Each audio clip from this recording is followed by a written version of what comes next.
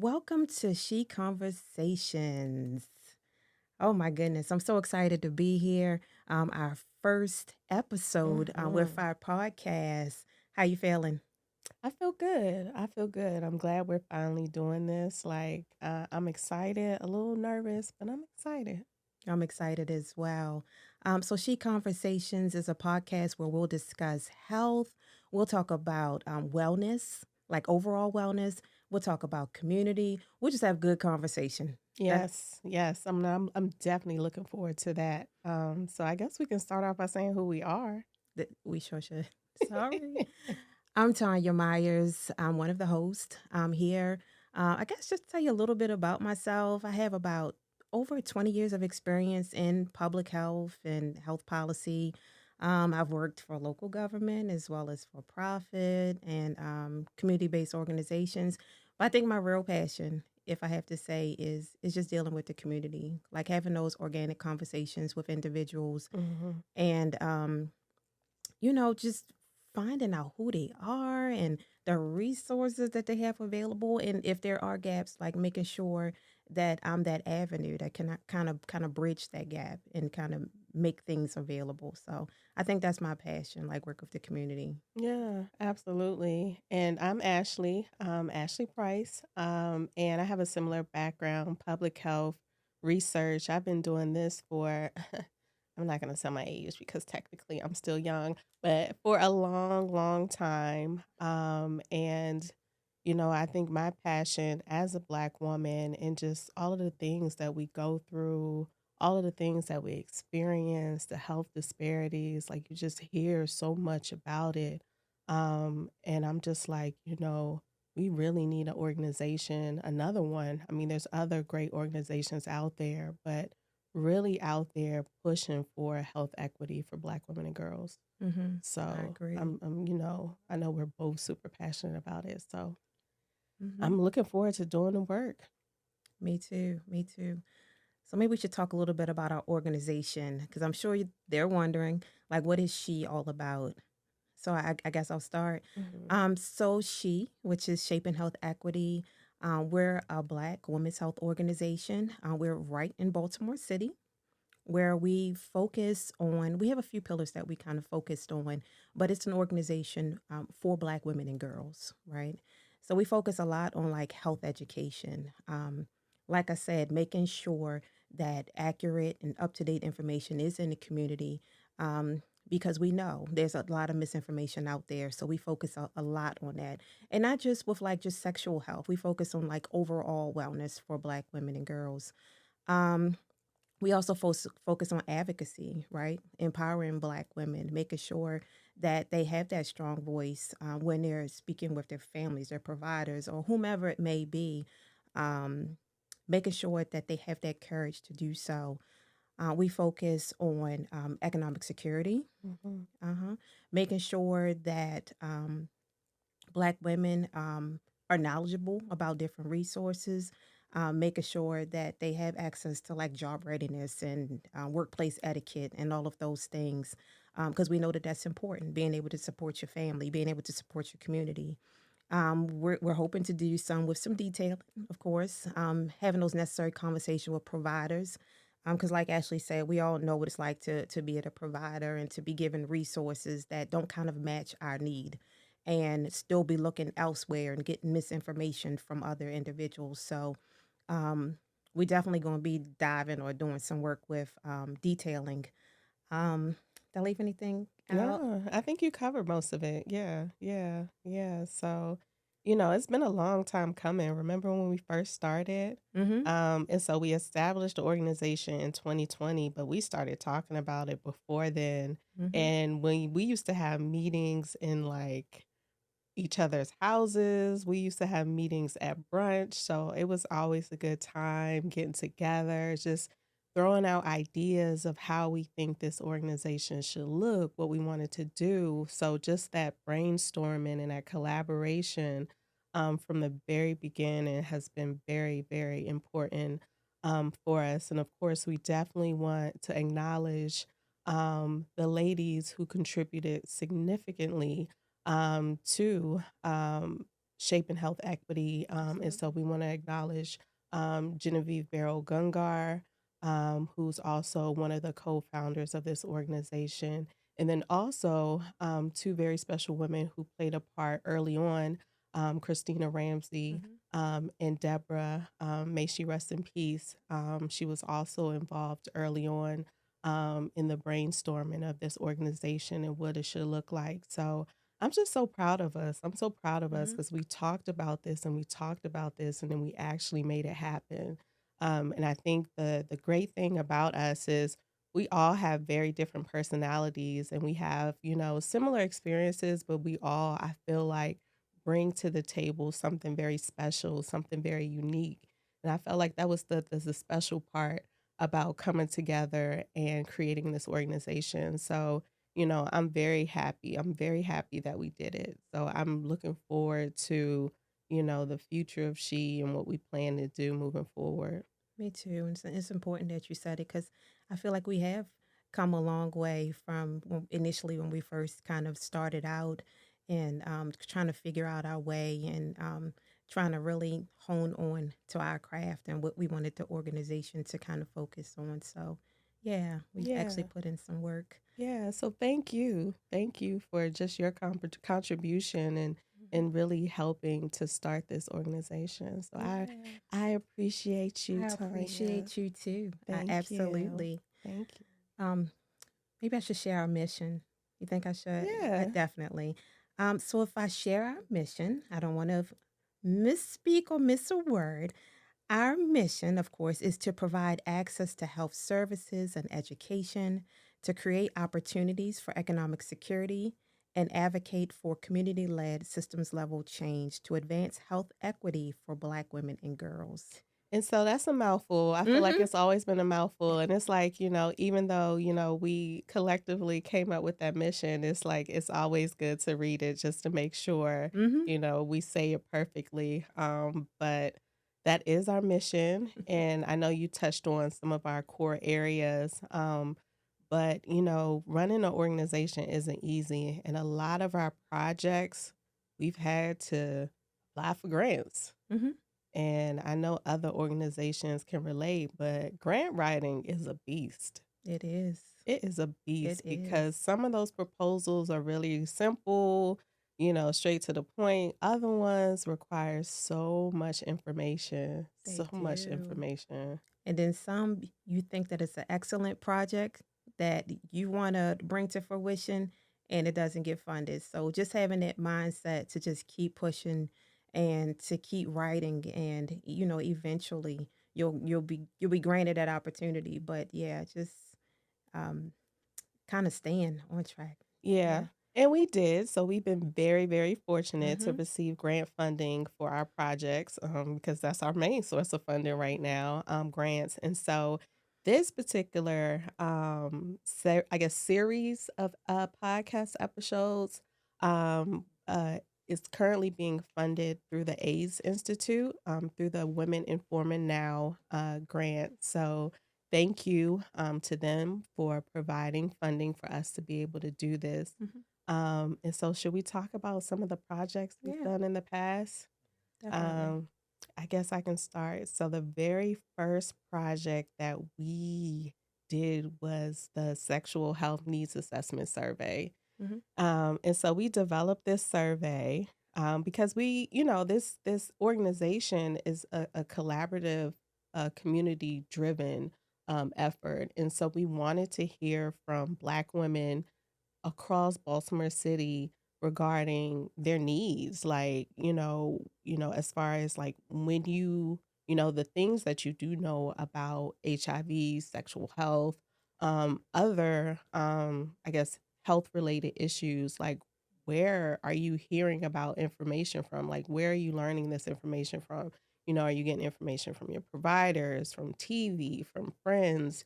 So, information about that, we wanted to know what women know about certain issues. Also, you know, we wanted to know about, where do you go if you need services?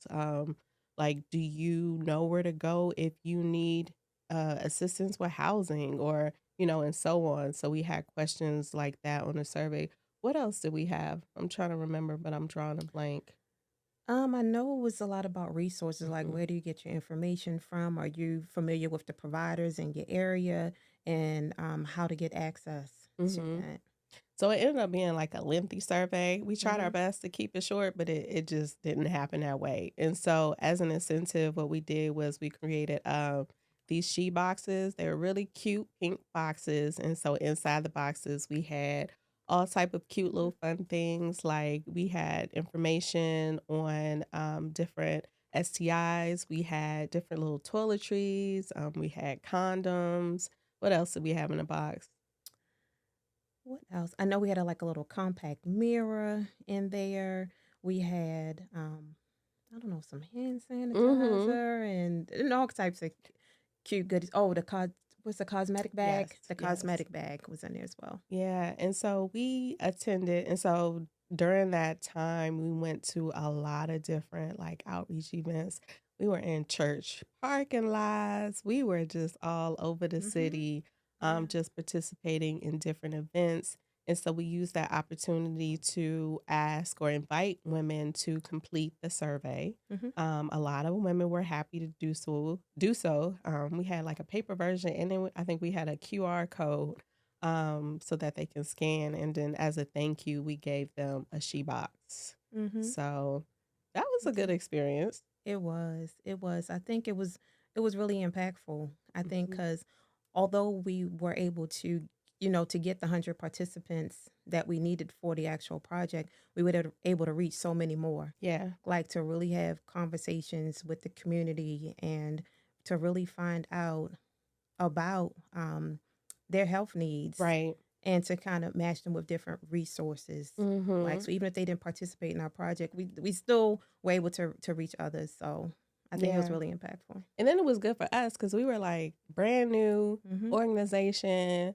We walking around with our she. I think we had t-shirts by then, or We did. did that come later? We had our little she shirts on, and people are like, "What's she? Who's she?" So that was an opportunity for us to really network and get to know like other organizations in the area doing similar work or doing something completely different. So we got to get like our name out there and tell people about what we do. So that was pretty cool too. Hmm. Yeah, Yeah. awesome, awesome project. So then it brings us to our second project, which was the She Lives project, and that was funded. Shout out to the AIDS Institute for funding us for that project. Um, So the first, yes, yes, you're right. For the first one. You're mm-hmm, right. yeah, for that one. So that project or the goal of that grant was to reduce isolation and stigma as it relates to HIV amongst HIV positive individuals as well as those that are living at increased risk for HIV. So it was a great project. Mhm. We had some amazing ladies that participated in that project. We had seven. Not all of them were HIV positive. Like I said, some were others that participated in the project. But it focused on storytelling as well Mhm. as photo voice.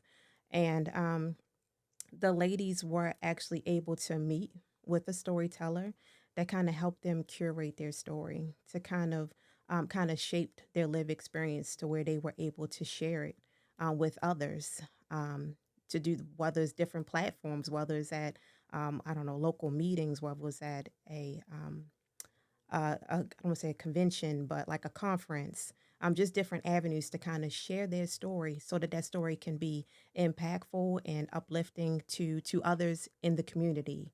Um, so that was one piece of the project. The other piece was the photo voice piece, where they were actually given cameras, which we could say they didn't use the cameras. They actually felt more comfortable using their phones to kind of capture those images, but nonetheless, they were able to use imagery to kind of shape their stories and to kind of tell a story without words. So the project was extremely impactful. Just watching the ladies grow through that process to when they first came in and they were really kind of quiet and kind of shy to actually by the end of the project, like embracing each other Yeah. and encouraging each other and sharing phone numbers and actually interacting outside of the project. I think that it was really, really powerful. Yeah, yeah, it was. And then you can't forget about the magazine. Yeah. Yeah. And so what we did, like our I guess our deliverable, but from the project, we took all of the stories and photos and we put them, wish we had a copy of I it that we can know. show. Oh my goodness. And we put them together in a She Lives magazine is what we were calling this slash Zine, Zine. which I can't remember what a Zine is, but that was a new word that we learned from our graphic designer. It's not a magazine, it's a Zine. So it's basically a booklet. And so you can flip through the booklet and each participant, they have their own spread. So it's their picture, their story, and then their photo voice project. So it's a beautiful magazine that we been distributing in the community at various events. And it's been really well received Mhm. in the community. And so we're hoping to be able to print more copies of the magazine and continue to like just pass them out Mhm. right around the city, because I know like people are always asking us, can we get another copy, can we get more copies? I got like 50 people on my list that need copies. Mhm. Yeah. And it really made the participants feel really special, Yeah. right? Because they was able to share it with their own families in Hmm. their own network. So, yeah, that the project was awesome. Yeah. So, Yeah. And because that project was so awesome, that's why we decided to keep it going and come up with She Lives Too. mhm, So it's similar to the first one in that we wanted to bring together women living with and at risk for HIV. But for this particular one, we wanted to focus more on a younger a younger group. And so we initially set out to engage like younger girls between 18 and 25 attending a local college and university. But, it didn't exactly work out that way no, it didn't. at all. Recruitment for that project was so hard. Yeah, it was challenging, Like, definitely. I don't know about you, but I was surprised. I thought it would be easy. Mhm. I And was, but then I thought about, college students, they have a lot of competing priorities. So, yeah, we had their interest at first, but I guess when it came time for the actual project to start, other things came into play. yeah, But it still worked out. it did. It It's did. you're right. And so we had to just pivot a little bit. And Mhm. so, we were fortunate to leverage our partnerships across the city. And so we were able to invite young girls from a local group home to participate, girls from No Boundaries, Mhm. as well as Baltimore City Community College. And so at the end of it, we ended up having a good group of girls who went through this process with us. And so similar to the first cohort, we had them attend sessions in which we covered sexual health and wellness, mental health, imposter syndrome. Mhm. We also talked about, Self-love. mhm, Um, we still invited our storyteller back, and he held sessions with them, same as the first cohort, helping them kind of curate their stories. It was a little bit different yeah, for this cohort, but nonetheless, I'm definitely powerful. yeah, yeah, and we got a lot of beautiful art from it. Mhm. And so we have a lot of beautiful pictures that we do plan to post Mhm. on our social media and our website. And so we'll drop that in the caption and share that information with everyone. But that project was, even though we had our a few barriers as far as recruitment, I think at the end of the day, I think it went really well. Mhm. And then the summit. And then the summit, how can I forget? Yeah, the summit. So, to end the project, we did the Black Women's Health Summit. And so we brought together women from across the city just to convene to discuss and come up with an agenda for Black women's health. And so we had certain topics that we focused on. We had breakout sessions, and so we had up to 50 women Mhm. attend the summit. So it was a success. I'm glad we were able to have that. We also had a panel discussion with a lot of amazing women on the panel. So I think the summit was a success. What do Mhm. you think? Absolutely. Yeah, Definitely. yeah. And so that was She Lives Too. Yes. And that brings us to our podcast Hmm. that we're doing right now. And ideally, this podcast is to share information. That's what we're hoping to do through this platform, to dispel some myths, right? Some myths and misconceptions, um, to deal with stigma, because we all know that stigma still exists. Stigma kind of keeps people feet kind of planted in fear of kind of sharing their truth. So we want to address that. Um, what's some other things we're hoping to do through our podcast? You'll also hear from two women who participated Yep. in our She Lives project, so that's going to be exciting. Mm-hmm. And And then just kind of empowering people. Like we're mhm. going to talk about a lot about like wellness, like overall wellness, like just encouraging people to make positive life changes. Because we all know life be lifing, Life be life and hard. life be lifing. Mhm. So we all need that pick me up sometimes. Mhm. So we'll definitely be covering that through our sessions as well. Yeah. So Yeah. so we're really really excited.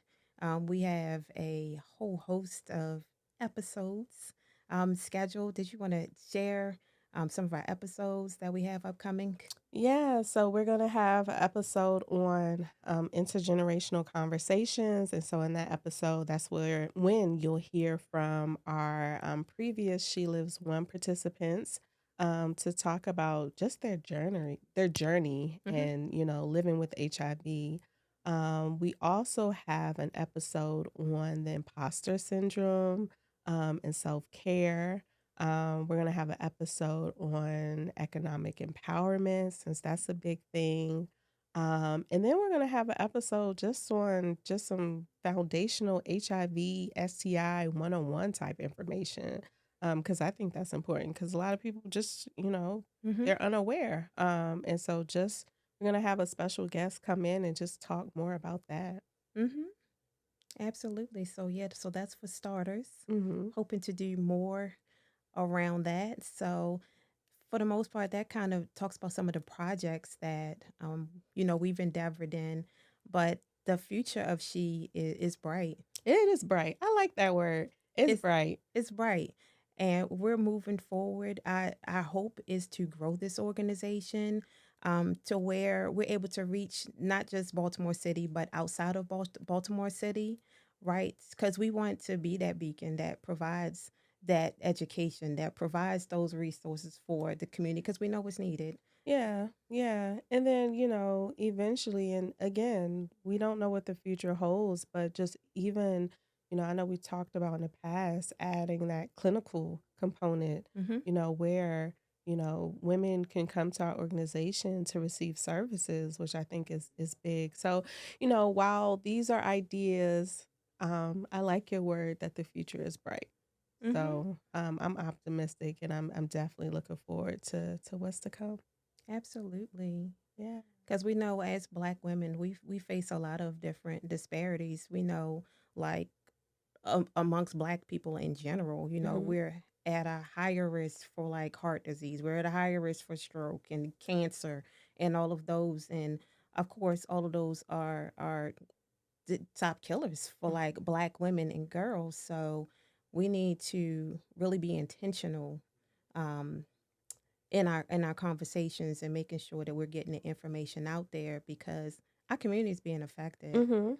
right? So even if we talk about HIV, I had to write something down um, just to make sure I don't misspeak, but it said, and I found it interesting, it said at the end of 2022, there were over 31,000 people aged 13 and up living with diagnosed HIV in Maryland.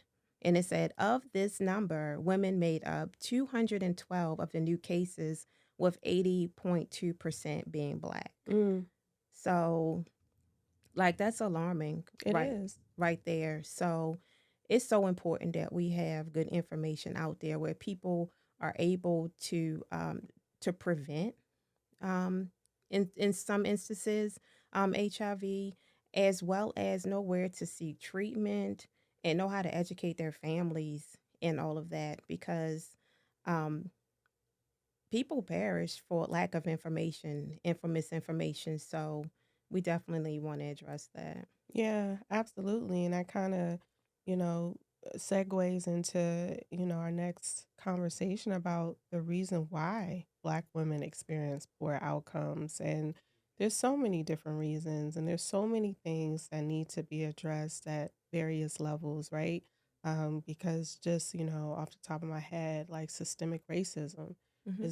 is a big one, and our experiences and our interaction with the healthcare system. And I think we can all think of examples of women not receiving the care that they deserve, that they have a right to, simply based on the color of their skin. Like, Mhm. I'm Black and I'm a woman, so I'm not being heard.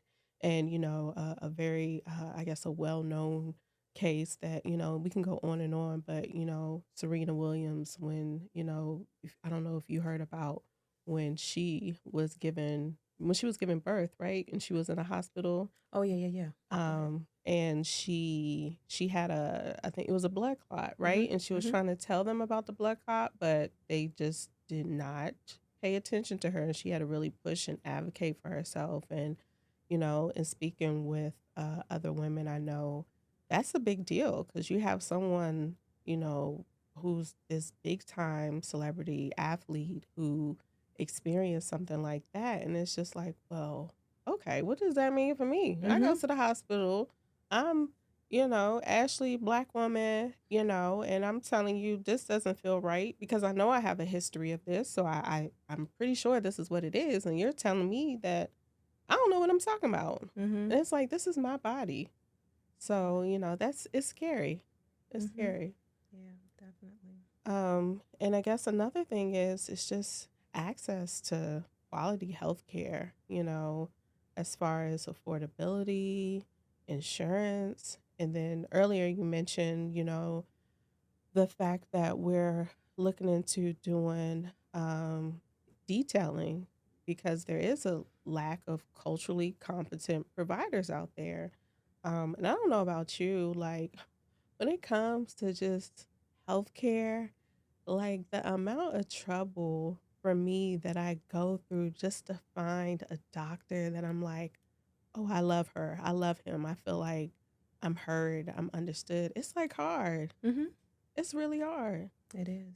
Yeah. Like, just like me finding a GYN, I feel like it took me forever because it's just like I've been in doctor's offices and it's just like, and I understand like how they're billing and all of that stuff and why they can't spend more than a certain amount of time in, the rooms with certain people. But sometimes it just feels like checking the box. Like, you're here for what? Okay, we're going to do this. We're going to do that. And it's like, not once did you ask me how I'm feeling, how I'm doing, what's Mhm. wrong. So I don't know. Have you experienced Yeah. that? I've had that same experience too at the doctor's and like having a conversation with them, but he's kind of sure he's I'm sure you I know you have to take notes and all of that, but he's like journaling. He's like, yeah, okay, okay. And I'm like, are you really listening? Right. So yeah, I've had a similar experience.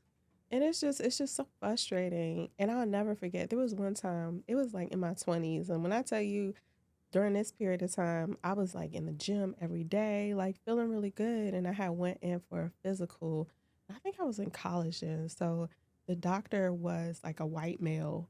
And so my cholesterol levels, I didn't have high cholesterol, but I think it was a little higher than what it was supposed to be for someone out my age. And so he was like, well, do you exercise? Are you eating a lot of fried foods? And I was like, honestly, I exercise every day. Fried foods, no. And he was asking me about my family history. And so I told him, I was like, yeah, high cholesterol runs in my family. And so he was like, oh, well, genetics, yeah, you're going to be on cholesterol medications regardless of what you do. So just prepare for it. He was just so like matter of Yeah, fact, like, nonchalant. I was like, dang, okay. Mm-hmm.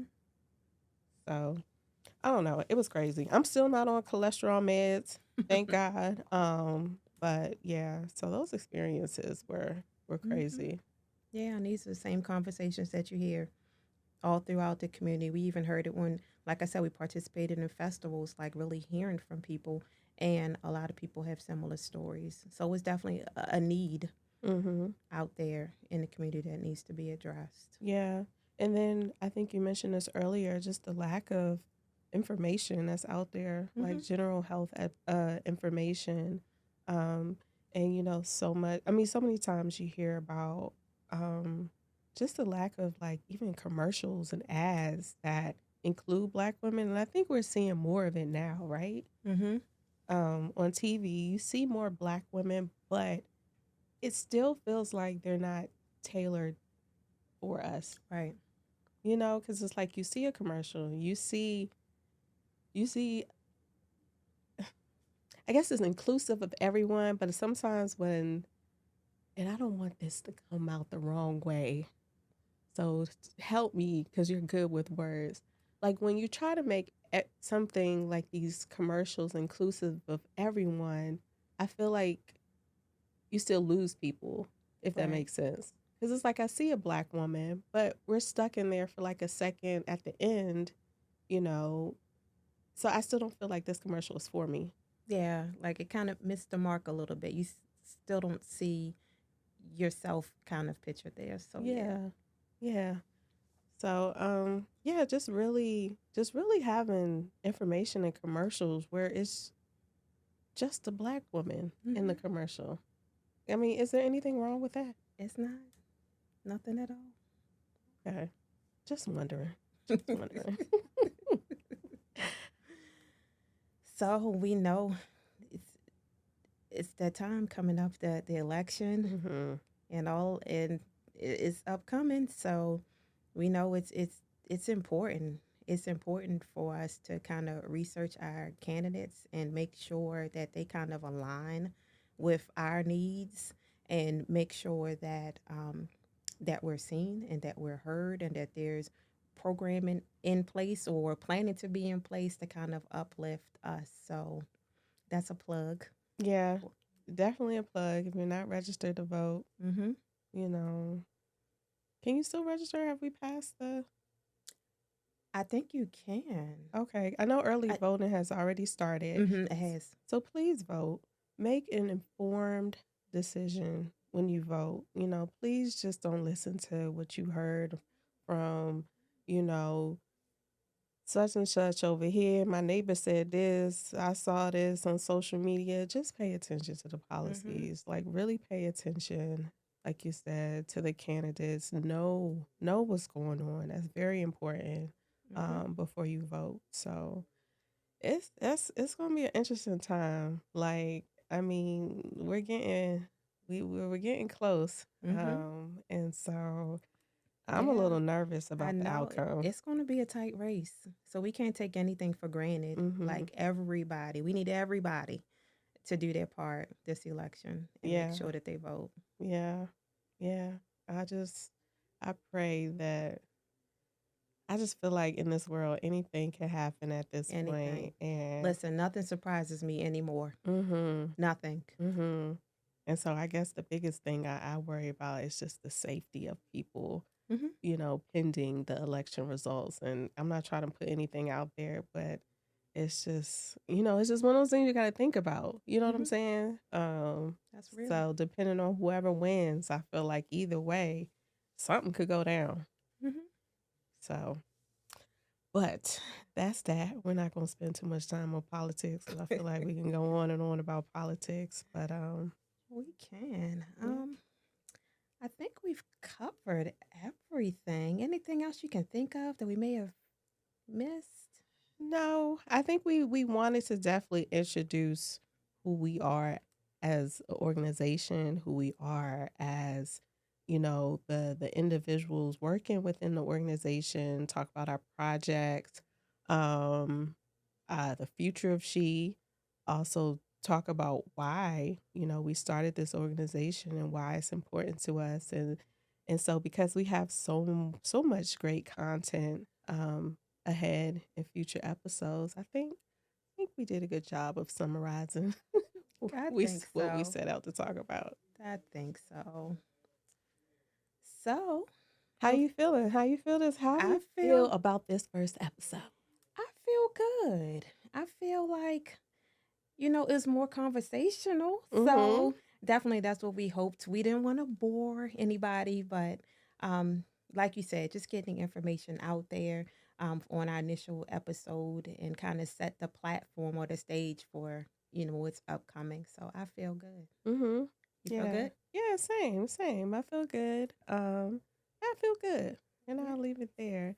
And so we definitely want people to be aware we are all on social media at Shape and Health Equity on Instagram and Facebook. Um We also have a website which is shapinghealthequity.org. .org. Mm-hmm. So you Mm-hmm. can definitely check us out there. Yeah, and so these episodes of our podcast, we have a YouTube page, and so we're gonna post the episodes on YouTube. Also, we're gonna promote them through our social media and our website. So there'll be so many different ways that everyone can access the episodes. So I'm excited. I'm I'm really excited. I excited. know we keep saying it. I'm excited. I'm excited. I am. So With that being said, we thank you so much for tuning into our podcast. yeah, thank you so much, and we look forward to the next episode. And so, what we're gonna do is close out our episodes with a word of the day. So, what's our word of today? So, our word for today is manifest. And manifest by definition is something that is easily perceived by the senses or understood, or is obvious and indisputable. I like that. That's a good word choice. Manifest. Hmm. Okay, I'm gonna take that with me not only today but throughout the week. So, thanks, Tanya. I'm going to do the same. So, thanks again for listening. Until next time, take care. Take care.